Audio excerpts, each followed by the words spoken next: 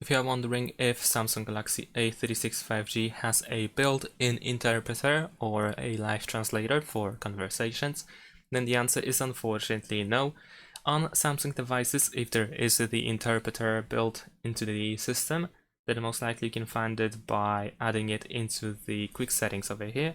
So you can tap on this pen icon and then edit, and then in available buttons it is usually visible over here or available to add to the list. However, in this case it is missing. We have, for example, live transcribe or live caption, but unfortunately the interpreter is not here.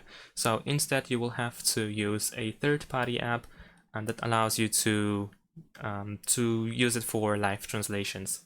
A good example is Google Translate, an app that we can download for free from the App Store, and it has the conversation mode over here, which can be used in order to create translations. And here we can also switch to these two separate areas where it can be used face to face as well.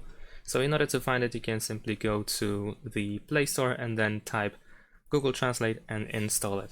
And that is it. Thanks for watching, leave a like and subscribe to my channel, and see you in my next videos. Bye!